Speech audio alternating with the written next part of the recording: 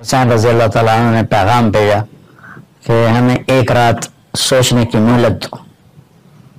तो वो सारे कोफे वाले बड़े खुश हो गए कि शायद ये हमारी बात मानने लगे हैं, तो उन्हें बड़ी खुशी से मोहलत दे दी।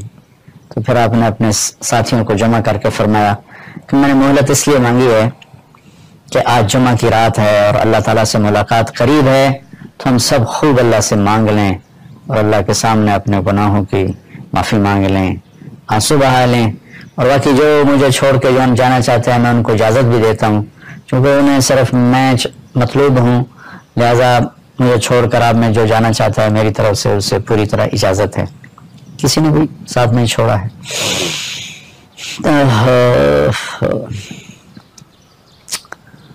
तो आपके साथियों में थे एक सईद बिन अब्दुल्ला, खड़े होकर कहने लगे, हुसैन मुझे पता है हम आपको नहीं बचा सकते, लेकिन काश जितने मेरे जिस्म पे बाल हैं इतनी मेरी जानें होती और तेरी जान बचाने के लिए मैं उन पर कुर्बान कर देता तो मेरे लिए बड़े फ़ख्र और खुशी की बात थी। फिर अपने साथियों से फरमाया कि अल्लाह की कसम हमारे और जन्नत में सिर्फ एक चीज़ अब रुकावट है कि ये कूफे वाले आके हमारी गर्दनें उड़ा दें और हम वो गए जन्नत में। ये जज्बा उस वक्त पूरे लश्कर का था।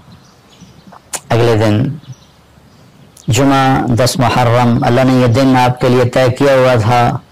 जो छुरी हज़रत इस्माइल से हटाई गई, फिर हज़रत अब्दुल्ला से हटाई गई, उसे हज़रत हुसैन पर चलना था और कुर्बानी की दास्तान ने अपने इंतहा को पहुंचना था। एक मरतबा आपने हज़रत उम्मे सलमा आपकी बेगमात में से हैं, उनसे फरमाया कि ज़रा दरवाजे पर खड़ी हो जाओ, एक फरिश्ता आ रहा जो पहले कभी आया नहीं मुझसे मिलने के लिए। वो दरवाजे पर खड़ी हो गई, इतने में कहीं से हुसैन खेलते हुए आए और इस बात उम्मे सलमा के रोकते रोकते भाग के अंदर चले गए। थोड़ी देर के बाद अंदर से रोने की आवाज़ आई, अल्लाह के नबी के ज़ोर से रोने की आवाज़। बस उम्मे सलमा अंदर गई तो देखा आपने हुसैन को ऐसे सीने से लगाया हुआ था और फूट फूट के रो रहे थे। तो उन्होंने अर्ज़ किया, रसूल अल्लाह मेरे माँ बाप कुर्बान, अब क्यों रो रहे हैं? फरमाया कि ये फरिश्ता जो आया था वो ये बता कर गया है कि मेरे इस बच्चे को मेरी उम्मत कत्ल कर देगी। मुझे वो ज़मीन दिखाई है जहाँ पर इसका खून गिरेगा, वो मिट्टी दिखाई है।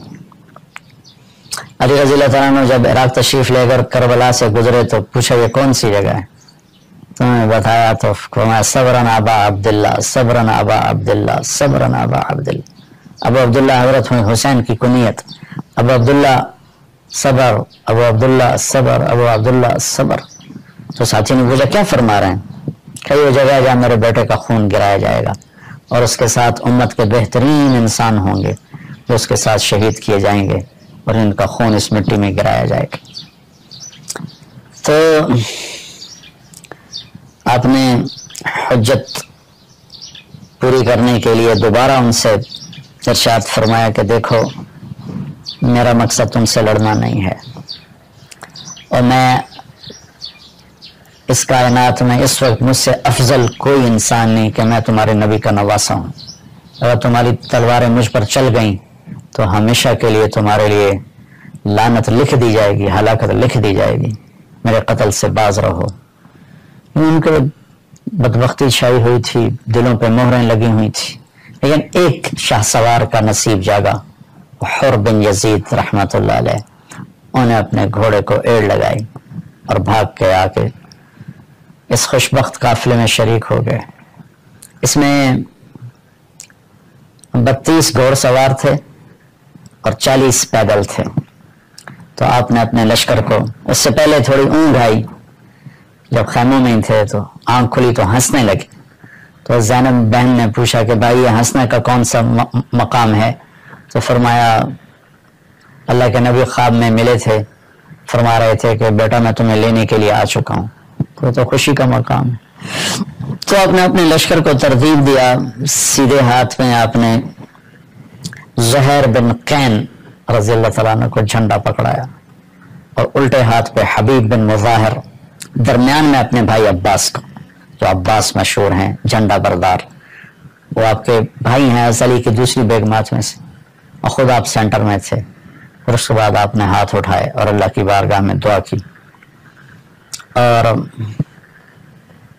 फिर تاریخ نے، زمین نے، آسمان نے، سورج نے، ہواؤں نے، فضاؤں نے، پتھروں نے، پہاڑوں نے، کربلا کی مٹی نے، ریت کے ذروں نے، اس کائنات میں وہ منظر دیکھا شاید نہ پہلے کبھی دیکھا گیا نہ بعد میں دیکھا جائے گا.